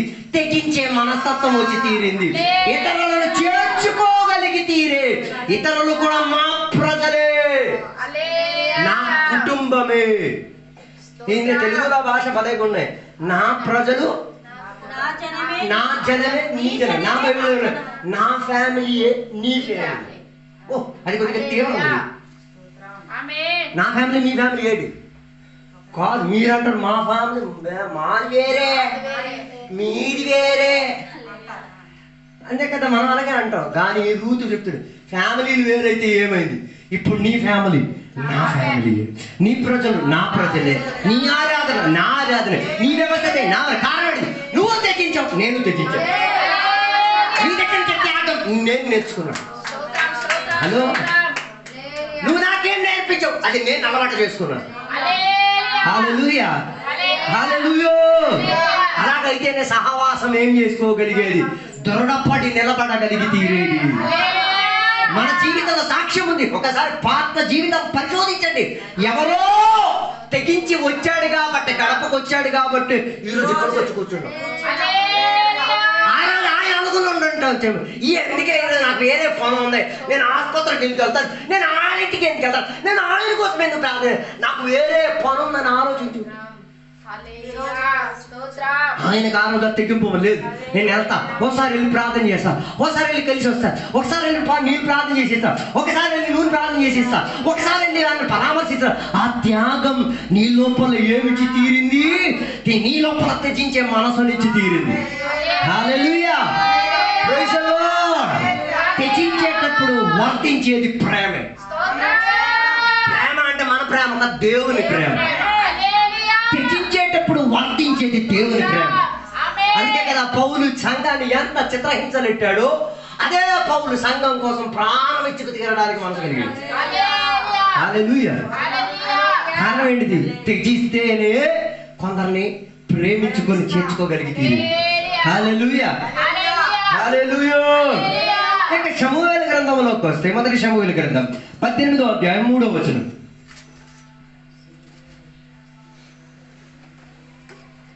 దావీదు తన ప్రాణ స్నేహితుడని భావించుకొని అతనిని ప్రేమించుచు యోనాతాను అతనితో నిబంధన చేసుకొని. Praise the lord. నెక్స్ట్ సహవాసం అంటే ఏంటో తెలుసా? ఫ్రెండ్షిప్. సహవాసం అని చెప్తే స్నేహబంధం. ఇక్కడ రాయబడిన మాటల్లో యోనాతాను ఎవరు? శౌలు కుమారుడు. దావీదు ఎవడు? మామూలు పశువుల్ని మేపుకున్న కుర్రోడు. ఆయనవడు రాజు కొడుకు. ఈడవడు పశువులు మేపుకున్న మంచి స్మెల్ ఉంటుంది కదా. మీరు ఎప్పుడు పొలాలకు వెళ్ళలేదు కదా, పశువులు మేపిన వాళ్ళకి ఎప్పుడు పశువులు కంపే. ఎన్ని స్నానాలు చేసి ఎన్ని అత్తర్లు రాసినాడు. ఇప్పుడు అరేబియా దేశంలో అధికంగా అత్తర్లు వాడే కారణం ఏంటో తెలుసా? వాళ్ళు మట్టితో అధికంగా సంప్రదించేది. రెండోది, వాళ్ళు పశువులతోనే అధికంగా సంప్రదించేది. అందుకే వారికి ఎక్కువ ఏమొస్తుంది, చెమట వస్తుంది. అందుకే వాళ్ళ అత్తర్లు కొనుక్కొని రాసుకునేది. మనం కూడా అత్తర్లు ఎందుకు రాసుకున్నాం? మనం ఒంట్లో కంపు వస్తుంది కాబట్టి మనం ఏం చేసుకునేది, అత్తర్లు రాసుకుని. ఇప్పుడు ఆలోచించండి, ఒక పేద దరిద్రుడు, ఒక పేద ధనవంతుడు, ఇరువురు ఏం చేశారు? స్నేహబంధంలోకి వచ్చారు. ఎందుకు స్నేహబంధంలోకి వచ్చారు? దానికి తొలి అధ్యాయంలో వీడు ఏం చేశాడు? ఇశ్రాయేలీయులకు గొప్ప విజయాన్ని ఇచ్చి గొలియాతుని ఎదిరించుకొని ఏం చేసుకున్నాడు? జయాన్ని ఇచ్చాడు. ఈ జయాన్ని ఇచ్చిన తర్వాత కూడా వీడికి గర్వం లేదు. దానికి ఏం లేదు, గర్వం లేదు, అహంకారం లేదు. ఏమని? నేను ఆడిని పడేశాను, నేనే ఇశ్రాయేలీలో గొప్పవాడిని గెలిపించిన నేనే అన్న ఫీలింగ్ ఎవరికి లేదు. మనకైతే చాలు, ఒక చీమను చంపితే చాలు, ఫీలింగ్ లో గొలియాతుని చంపేస్తారు. ఫీలింగ్ మామూలు ఫీలింగ్ ఏం కాదు. హల్లెలూయా. అది అక్కడ చెప్పిన మాట. దావీదు వచ్చి శౌలుతో ఏం చేసుకున్నాడు? మాట్లాడుకున్నాడు. మాట్లాడినప్పుడు యోనాతానికి ఆయన మీద ఏం కలిగింది? ప్రేమ కలిగింది, సహవాసం కలిగింది. వీడిని నేనేం చెయ్యాలా? ఫ్రెండ్ గా ఎంచుకుంటే పనికి వస్తుంది. హలో, దరిద్రులు ధనవంతులతో ఫ్రెండ్షిప్ చేయడం కష్టమే, కానీ ధనవంతులు దరిద్రులతో ఫ్రీగా ఏం చెయ్యొచ్చు. నాకు ఆశ్చర్యం కలిగి, యోనాతానికి రాజు గృహంలో ఎవడు ఫ్రెండ్ గా చేసుకోవడానికి ఏం కలగలే? మనసు కలగలే. వేద దరిద్రుడిగా ఉన్న పశువులు మేపుకుంటున్న సాధారణ కుమారుని ఏం చేసుకున్నాడు? ఫ్రెండ్షిప్ చేసుకున్నాడు కదా. కానీ నా 3వ వచనంలో ఆయన చెప్పిన మాట మీరు చూడండి. దావీదు తనకు ప్రాణ స్నేహితుడని భావించుకొని అతన్ని ప్రేమించుచు యోనాతాను అతనితో నిబంధన చేసుకొనెను. ఏ స్నేహితుడు? ప్రాణ స్నేహితుడు అంటే ప్రాణాన్ని కూడా కాదని కూడా ఇచ్చి తీరేటట్టుగా ఉన్న స్నేహబంధం. బైబిల్లో స్నేహబంధానికి మంచి ఒక ఉదాహరణ ఉంది. ఒకటి ఇంటికి అర్ధరాత్రి ఎవడు ఇచ్చాడు, ఓ ఫ్రెండ్ ఇంటికి ఇంకో ఫ్రెండ్ వచ్చాడు. ఆ ఫ్రెండ్ అర్ధరాత్రి ఇంకో ఫ్రెండ్ కాడికి వెళ్ళాడు. ఆ ఫ్రెండ్షిప్ చూడండి. వేరే ఒక దేశం నుంచి ఒక ఫ్రెండ్ ఓ ఫ్రెండ్ దగ్గరికి వచ్చాడు. ఆ ఇంటికి వచ్చాడు. ఆ ఇంట్లో ఉన్న రాత్రికి ఏం చేశారు, మొత్తం ఖానా పీనా మొత్తం ఫినిష్ చేశారు. మరి వాళ్ళు మనలాంటి వాళ్ళే కదా, ఏ రోజు ఆ రోజే. కొందరు ఉన్నారు ఏ రోజుకి బియ్యం ఆ రోజే కొంటారు, ఏ రోజుకి కూర ఆ రోజే తింటారు, రేపటికి ఏం చేయరు. అలాంటి వాడే మరి. అందుకే కదా రాత్రి ఇంటికి వచ్చినాడు ఏం లేదు, ఏం లేదు. అజిన పోయి సత్తిలే అది కైపు నేటి డబ్బులు ఉంటే నేను తింటాను, ఈరోజు డబ్బులు అయితే నేను వీడు ఎట్టంటాడే కదా. వీడేం చేశాడు తెలుసా, ఆడి ప్రేమ స్నేహితుడి దగ్గరికి వెళ్ళి ఆడికి తెలుసు ఈడు నాలాంటోడు కాదు, ఈడేం చేసేటోడు, ఇచ్చేవాడు కాదు, సమకూర్చుకొని ఉంచేవాడు. తెలిసింది కదా అక్కడ ఉందని. కొందరి ఇంట్లో ఏముందో ఎవరికి చెప్పడు. అదే స్నేహబంధం మొదలైంది. ఈ స్నేహితుడికి అర్థమైంది, ఆ స్నేహితుడి ఇంట్లో ఏముంది, ఆహారం ఉందండి. అందుకే కదా వెళ్ళాడు, ఆ ఊరికి వెళ్తాడా, వెళ్ళాడు. ఈడు వెళ్ళి ఎక్కడికి వెళ్ళి ఆ ఇంటికి ఏం చేశాడు, కేకేసాడు. కేకేసేస్తే ఆడి ఇంట్లో లోపల నుంచి ఆడి కొన్ని వంటలు చెప్పాడు. ఏమని, నా పిల్లలు పడుకున్నారని, తలుపులు వేసి ఉన్నాయని, ఇప్పుడు అవదని చాలా కేకలు వేసాడు. కానీ రొట్టె లేదని చెప్పలేదు, రొట్టె ఇవ్వదని చెప్పలేదు, రొట్టె లేదని చెప్పలేదు. ఇది మిగతా వంకలు, మీరు ఆ వంకలు పెట్టి మీరేం చేస్తారు. అదే మన ఫ్రెండ్షిప్ ఉన్న ప్రాబ్లం, మన ఫ్రెండ్షిప్ మన స్నేహబంధానికి ఉన్న ప్రాబ్లం అదే. అప్పటి వరకు ఫ్రెండ్ ఫ్రెండ్ ఫ్రెండ్ అంటాడు, అది 3 కారణాలు చెప్పేస్తే ఫ్రెండ్షిప్ మానేస్తుంది కదా. 3 కారణాలు ఏం చెప్పాడు, ఇంటికాడ పిల్లలు పడుకున్నాడు, తొలిపేసేసి ఉంది, అది రొట్టె లేదని చెప్పలేదుగా, రొట్టె ఇవ్వనని చెప్పలేదు, నువ్వేది అడిగావు. అదే స్నేహబంధానికి ఉన్న లక్షణం. మంచిది స్వీకరించిన వాడు ఎంత చెత్త చెప్పినా స్వీకరించుకోగలగాలి. హలో, కొందరు స్నేహబంధం అలాగే లేదు, ఇవ్వలేదని చెప్పి ఆయన విడిచిపెట్టి వేరే ఒకటి దగ్గర ఆయన వీడికన్నా పెద్ద గిరాతకుడు అవుతాడు. కానీ ఆ రాత్రి ఏం చేసుకున్నాడు, ఆడు లెగిచి ఆయనకి ఏం చేశాడు, ఇచ్చాడు. ఎందుకు, స్నేహబంధం ఉంది కాబట్టి. ఆ రోజు ముగ్గురు వారి స్నేహబంధాన్ని ఏం చేసుకున్నారు, రుజువుపరుచుకున్నారు. ప్రైజ్ ది లార్డ్, హల్లెలూయా. ఈ పగటి వేళ దేవుని బిడ్డల సహవాసంలో ఏం ఉండాలి, ఫ్రెండ్షిప్ ఉండాలి. నువ్వు ధనవంతుడైతే వేద దరిద్రుడిని ఏం చేయాలి, ప్రాణానికి ప్రాణంగా. హలో, ప్రాణానికి ప్రాణంగా ఏం చేయాలి, ప్రేమించుకోవడం మాత్రం కాదు, ఏం చేసుకున్నాడు, ఉడంబడి చేసుకున్నాడు. అలా రాసుందా, ఏమని, నీకేమైతే నేనుంటాను, నాకేమైతే నువ్వు ఉండాలి, నా ప్రాణం పోయే సిచ్యువేషన్ నువ్వు ఉండాలి, నీ ప్రాణం పోయి, నేను సావాసన చుట్టూ నువ్వు సావాలి, నువ్వు సావాసన చుట్టూ. ఇదే కదా ఉడంబడికి. ఇందులో నుంచి ఏం చేసేది లేదు, మరి తప్పుకునేది లేదు. ఉడంబడికి చేస్తే అది. ఇప్పుడు వివాహం చేసేటప్పుడు ఏం లేదు, మరి తప్పించే మార్గాలు లేవు. వన్స్ వివాహంకి ఎక్కావంటే మరి చచ్చిపోవాలి, లేకపోతే ఏసీ రావాలి, అప్పుడే ఏమైపోవాలి, విడబాటు వచ్చి తీరేది. వీళ్ళిద్దరి సహవాసం చూడండి ఎంతవరకు తీసింది, ఒక వివాహ అనుబంధంలో తీసుకుంటున్న ఒక నిబంధనగా మారిపోయి తీరేది. ఇక్కడే చాలా మంది ప్రాబ్లం వచ్చేది. ఫ్రెండ్షిప్ ఉంది, కవనెంట్ ఉండదు. స్నేహబంధం ఉంది, ఉడంబడిక ఉండదు. అందుకే బైబిల్ సెలవు ఇచ్చిన మనం ఉడంబడిక చేసి ఉడంబడికని నెరవేర్చకపోతే ఏం చేయొచ్చు. ఆ ఉడంబడికి సాధారణంగా ఉడంబడిక చేసేటప్పుడు ఏం చేస్తారు, ఇరువురు ఒక పశువుని తెస్తారు. నేను మేక తెస్తే ఆ వాడు ఏం చేస్తాడు, ఒక మేక తెస్తాడు. మేక తెచ్చిన తర్వాత అవతల పక్క వాడు వాడి మేక, యువతల పక్క నేను నా మేక, మేమిద్దరం ఏం చేయాలి, యువతల మేకలు పెట్టేసి ఈ మేకలను ఏం చేయాలి, వధించాలి. వధించిన తర్వాత వాటిని 2 ముక్కలుగా చేయాలి. చేసిన తర్వాత యువతల నుంచి నేను అవతలకిను, అవతల నుంచి ఆ మనిషి యువతలకి ఏం చేయాలి, వచ్చి తీరాలి.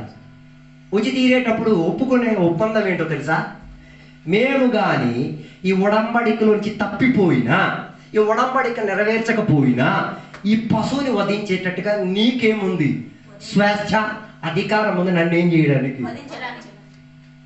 అదే రీతిగా అవతల ఉన్న వ్యక్తికి కూడా ఏముంది, అంటే ఇండైరెక్ట్ గా ప్రాణం తీసుకోవడానికి వల్ల లైసెన్స్ ఎవరికి ఇచ్చేస్తున్నారు, ఫ్రెండ్కి ఇచ్చేస్తున్నారు. ఇలాంటి ఫ్రెండ్షిప్ ఎక్కడ చూసారా, అంటే అవతల ఉన్నాడు చేతిలో ఏముంది? నన్ను చంపడానుకున్నా కత్తి ఉంది, అధికారం ఉంది, బలం ఉంది, అంతా ఉంది. నాకు యువతలే చెప్పలేదు. అందుకే ఈ ఉడంబడిక ఉన్నంతసేపు మేము ఇరువరకు ఏం చేయలేరు, మోసం చేయలేదు. హలో, అర్థం కాలేదు అనుకుంటా. మన సహవాసాల్లో ఫ్రెండ్షిప్ ఉంది. వాళ్ళ ఇంటికి వెళ్ళి పడుకోమంటే పడుకుంటాం అన్ని. ఇది లేదు.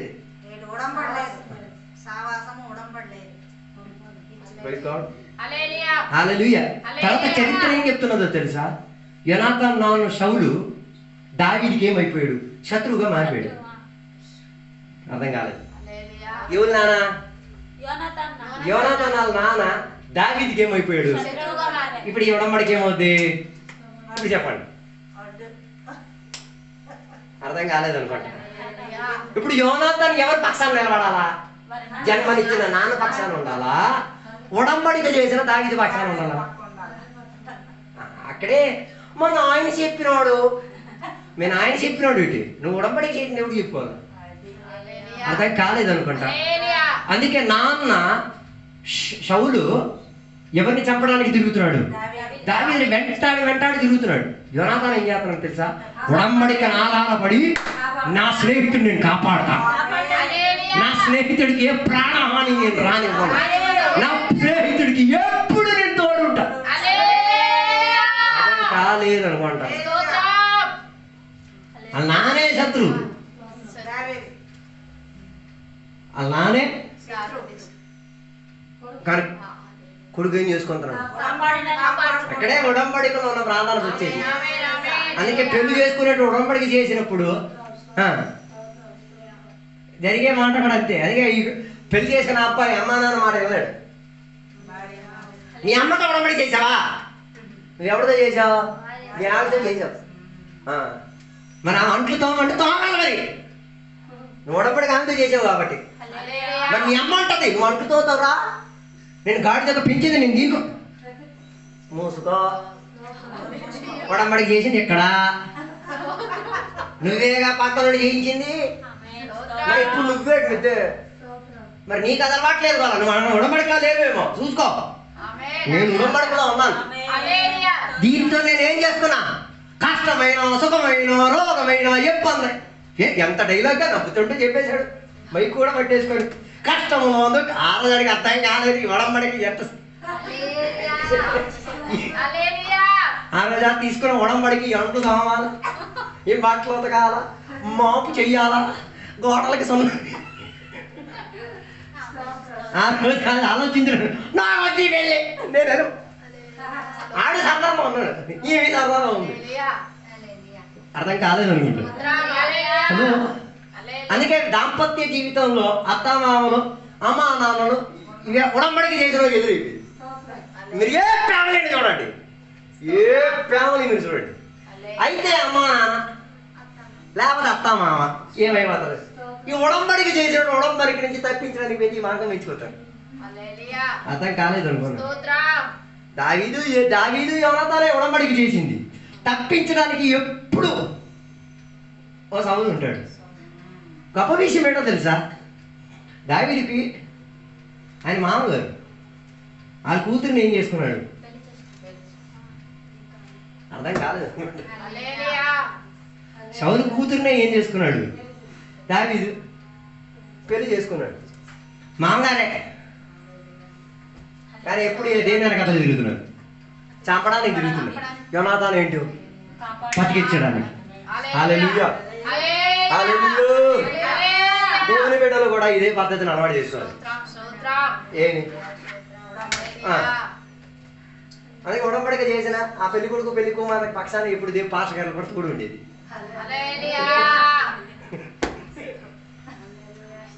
ఈ అమ్మా నాన్న అత్త మామూలు ఏమనుకోరు, ఈ అయ్యగారేంటి వాళ్ళ పక్షాలే ఉన్నారు. మరి ఉడంబడిక చేసి నీకు అర్థం కావట్లేదు. మరి నువ్వు ఆ ఉడంబడిక చేయలేదు కదా, అందుకే నీకు అర్థం కావట్లేదు. దావీదుకి అర్థమైంది, ఈ ఉడంబడికకు నేను రుణస్తుడిని, ఈ ఉడంబడిక నేనేం చెయ్యాలి, చేసే తీరాలి. సంఘంలో ఉన్న సంఘ బిడ్డలు కూడా మనం ఉడంబడిక తీసుకోలేదా? రక్షణ పొందిన రోజే తీసుకున్నాం. ఏమని? యేసు తప్ప చర్చికి ఎందుకు రాలేదంటే ముఖం ఎందుకు ఇంత పెట్టేస్తాను. నీ ఉడంబడికని ఆయన ఏం చేస్తున్నాడు, గుర్తు పెట్టేస్తున్నాడు. ఒరే బాబా, పెద్ద బిల్డప్ రాజాలాగా చెప్పేసావు ఏ నా దేవుడు, మరి ఏ ఆదివారం రాలే, ఉడంబడిక గుర్తు చేయండి అడిగి. వీడి ముఖం ఎంత ఉబ్బ పెట్టేసాడు, నాకు అడుగుతావురా, ఎవడురా నువ్వు, నాకు నీకు కాబట్టి ఇంకెవరు కాదు కదా. బైబిల్ కూడా చెప్పేది అదే కాదు కదా. 3 సార్లు అడగండి, 3వసారి అడగ, 4వసారి ఇచ్చేయండి, ఎవరికి వచ్చేలా ఆడికి ఇచ్చేయండి. మరి ఎవరో మన సాక్షి ఉంది కాబట్టి అది వేరే విషయం. ప్రైజ్ లార్డ్, హల్లెలూయా. ఉడంబడికలో నిలబడిన వాడు ఉడంబడికను ఏం చేయాలి, నెరవేర్చే తీరాలి. మనం అందరం ఉడంబడిక చేసేవాళ్ళమే. రక్షణ పొందినప్పుడు ఉడంబడిక చేసాం. బాప్తిస్మ ట్యాంక్లో దిగినప్పుడే ఉడంబడిక. ఏమని, యేసయ్యనే నేను ఏం చేసుకున్నాను, నా సొంత రక్షకునిగా అంగీకరించి ధర్మశాస్త్ర గ్రంథానుసారంగా తండ్రి కుమార పరిశుద్ధాత్మ నామంలో నేను ఏం చేసుకున్నా, దాంట్లో బాప్తిస్మ, అక్కడ కూడా ఉడంబడిక చేసాం. తర్వాత వివాహానికి వచ్చాం, అక్కడ కూడా ఉడంబడిక చేసాం. తర్వాత నీకు సంతాన వాక్యం వచ్చింది, బాబుని తీసుకొచ్చి ఉడంబడిక చేసేస్తున్నాం. ఇంకా జీవించిన కాలం మొత్తం ఉడంబడికే. హల్లెలూయా. ఇక ఉడంబడిక నుంచి మనం ఏం చేయలేము, డ్యాన్స్ ఆడలేము. తప్పుకొని డ్యాన్స్ ఆటలు ఆడుకోరు. చాలా మంది ఉడంబడిక నుంచే తప్పిపోయింది. ఎందులో యేసే నా దేవుడే, మరి అలాంటి ఎందుకు చెప్పావు, చెప్పకుండా ఉండాలి కదా. నీకేమైనా మేము బలవంతం చేసావా, నువ్వు ఇష్టపూర్వకంగా నేను చెప్పింది. నువ్వు దానిని కొట్టి వేసేటప్పుడు నిన్ను ఏం చేయాలా, తిరిగితే. అదే యోనాతాను కూడా చేసింది. ఎప్పుడు సౌలు తనని చంపడానికి తిరిగాడు, వీడు ఏదో ఒక వంకనాన్ని ఏం చేసేవాడు, ఆడుకుంటూ బతికించుకొని వచ్చాడు. చివరికి జరిగిన మాట ఏంటో తెలుసా, యోనాతాను చనిపోయాడు. యోనాతాను చనిపోయిన తర్వాత వారి పిల్లల పట్ల కూడా ఏం చేసుకున్నాడు, దావీదు ఉడంబడికని జ్ఞాపకం చేసుకున్నాడు. హల్లెలూయా, హల్లెలూయా, ప్రైజ్ ది లార్డ్, హల్లెలూయా, ఆమేన్.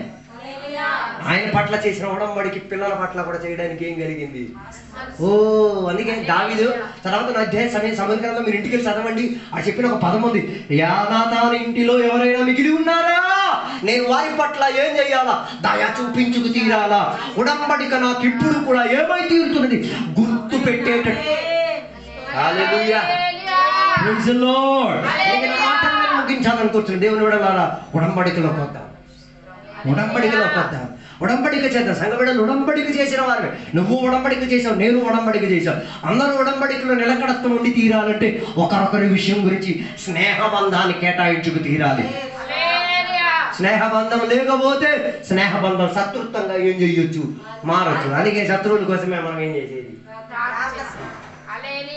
శత్రువులకు ఫైరింగ్ చేయట్లే, ప్రార్థన చేస్తున్నాడు. నువ్వు ప్రార్థనలో బాగుపడతావు రా నాయనా, ఇంకేంటి వల్ల నువ్వేం చేయలేవు.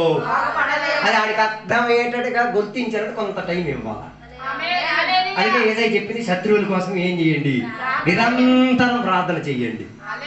అలాగే చెప్పి సాతాను గారు మా శత్రువు, ఆడి కోసం ప్రార్థన చేయడానికి ఏమి వెళ్ళిపోకండి. అలాంటి వాళ్ళు కూడా ఉన్నారు. అయ్యగారు చెప్పారు శత్రువుల కోసం ప్రార్థన చేయండి, ఉపవాస ప్రార్థన, శత్రువునా నేను ప్రేమిస్తున్నాను, నీ కొరకు నేను జీవం ఇస్తాను, అలాంటివి ఏం చేయకండి. ఆ రీతిగా ఉన్న శత్రువు గురించి యేసయ్య చెప్పలేదు. మనుషులు నీకు శత్రుత్వాన్ని ఏర్పరచుకున్న ఆత్మిక విషయములో, కుటుంబ విషయములో, ఆత్మిక పద్ధతిలో ఉన్న విషయాల కొరకు శత్రుత్వం మెయింటైన్ చేసే వాళ్ళకి ఏం చేయాలి, వారికి ప్రార్థన కావాలి. వారికి ఏమయ్యింది, ఆ అనారోగ్యం వచ్చింది, ఆ అనారోగ్యాన్ని బాగుపరచుకు తీరడానికి స్నేహితుడు ఏం చెయ్యాలా, శత్రువుని శత్రువుగా చూడకుండా మిత్రుడిగా అంగీకరించేటట్టుగా ప్రార్థన. ఆ మిత్రత్వము, నీ ప్రార్థన ఆడికి నీతో ఉన్న మిత్రత్వం గుర్తుపెట్టిస్తుంది. అర్థం కాలేదు, నీ ప్రార్థన ఆ శత్రువుని మిత్రత్వములో ఉన్నామని గుర్తిస్తూ ఉంటారు. అందుకే బైబిల్ సెలవిచ్చిన, ఒకప్పుడు మనం సిలువలో మరణించిన క్రీస్తుకు మనం శత్రువులుగా ఉండేవాళ్ళమే. ఎందుకు మిత్రులయ్యా, ఎవరో మన కొరకు ప్రార్థన చేశారు, ఎవరో మన దగ్గరికి వచ్చి సువార్త చెప్పారు, ఎవరో మన దగ్గరికి వచ్చి జ్ఞాపన చేశారు, ఎవరో మనకి ఎడతడా ప్రార్థన చేశారు. కాబట్టి శత్రువులు ఏమయ్యారు, మిత్రత్వం కలిగే అనుబంధంలోకి వచ్చి తీరింది. అందుకే పగటి వేళ సహవాసానికి 3 విషయాలు నేను చెప్పాను. సహవాసంలో ఏముండి తీరాలి, ఎనీ టైం, స్పేస్, ఎల్లప్పుడు ఏం చేయాలి, కలిసి ఉండి తీరాలి. రెండవదిగా నేను చెప్పిన మాట ఉడంబడిక చేసుకు తీరాలి, యుద్ధం చేసుకు తీరాలి. తర్వాత నేను చెప్పిన ఒక మాట రూతు సాక్రిఫైస్, త్యాగం. దీనినే బైబిల్ సహవాసంగా చెప్పేది. అందుకే పగటి వేళ దేవుని సన్నిధిలో సమర్పించుకుందాం, ప్రార్థన చేసుకొని ముగించేసుకుందాం. పరిశుద్ధుల మహోన్నతుల దేవానికి వందనాలు తెలియవస్తున్నాం. ఈ పగటి వేళ దేవుని సన్నిధిలో మేము కలిసి వచ్చి దేవసా భాగ్య తరగతిలో ఉండి వాక్యం గ్రహించి తీరడానికి దేవానికి ఇచ్చిన గొప్ప కృపా వాత్సల్యం బట్టి దేవానికి స్తోత్రం. సహవాసం గురించి మాకు వాక్యాధారం నుంచి బోధించి నేర్పించావు కాబట్టి నీకు స్తోత్రం అయ్యా. దేవ సహవాసములో ఉడంబడిక ఉంది, సహవాసములో త్యాగం ఉంది. దేవా సహవాసములో ఓ దేవా ఎల్లప్పుడూ మేము సంఘానికి ఆత్మీయతకు రుణపడి ఉన్నాం. దేవా సహవాసం మా జీవితానికి అట్టి ప్రాధాన్యత చెందినది. దేవ దానిలో మేము వర్ధించడానికి ఈ పగటి వేళ దేవ మమ్మల్ని కృపావాత్సల్యముతో నిలబెడుతున్నందుకు స్తోత్రం అయ్యా. ఈ పగటి వేళ మా సహవాసాలను ఒక్కసారి పరిశోధిస్తున్నాం. దేవ ఎక్కడైనా సహవాసములో కోటమి వచ్చినా లోటమి వచ్చినా, ఎక్కడైనా ఇరిగిపోయిన పద్ధతులు వచ్చినా దేవ ఈ పగటి వేళ వాటిలో ఒక క్రమం చేయడానికి, పద్ధతి చేయడానికి దేవ ఈ రాత్రి వేళ మరలా మేము దేవాన్ని సన్నిధిలోకి తోడొచ్చుచున్నాం. సహాయం దయచేయండి. సహవాసములు మమ్మల్ని నిలబెట్టండి దేవా. సహవాసముల త్యాగము కలిగించే మనోభావం మాకు దయచేయండి దేవా. సహవాసములో స్నేహబంధములో ఉన్న ఉడంబడిక చేసి తీరాలి దేవా. దేవా సహవాసములో యుద్ధం చేసి తీరాలి దేవా. గెలుపు సాధించే యుద్ధాలు, ఓటిపోయేది కాదు, కంపు అయిపోయేది కాదు, నా సిగ్గుపడిపోయే పద్ధతి కాదు, గెలుపు సాధించేది. శత్రువులను తుత్తునిగా చేసేటట్టుగా, శత్రువులను చెదరగొట్టి తీరేటట్టుగా, శత్రువులు మనకి కనబడలేనట్టుగా దేవా, శత్రువుల సమక్షత మనకి బోధన సిద్ధపరిచే పంక్తిగా మారి తీరేటట్టుగా యుద్ధం చేయడానికి పోరాడే దేవ వీర యోధులు లెగిచినట్ల ఉన్న సహవాసాలు ఏర్పడి తీరునుగాక. దేవ సహవాసం మమ్మల్ని అధికంగా క్రీస్తు కొరకు జీవించడానికి, అధికంగా బల్లారాధనలో పాల్గొంచుకోవడానికి, అధికంగా ప్రార్థనలో గడుపు తీరడానికి, అధికంగా వాక్య ధ్యానం కొరకు సమయం గడిపి తీరినట్టుగా దేవ మేము గెస్ట్గా ఉండకుండా సహవాసములో సభ్యులుగా ఉండి తీరడానికి కృప దయచేయండి. దీవెనలతో నింపినందుకు స్తోత్రం, సహాయపరిచినందుకు స్తోత్రం. యేసు నామములో అడిగి వేడుకున్నా పరమ తండ్రి. తండ్రి యొక్క కుమార యొక్క పరిశుద్ధాత్మక సహవాసం ఇప్పుడు వెళ్ళప్పుడు ఇక్కడికి వచ్చిన భక్తులతో దేవా ఈ రెండో అక్కడ వరకు తోడయ్యేందునుగాక. యేసు రక్తమే జయం, యేసే వాక్యమే జయం, యేసయ్య నామమే సంపూర్ణ విజయం కలుగునుగాక. ఆమేన్. దేవుడు నన్ను దీవించును.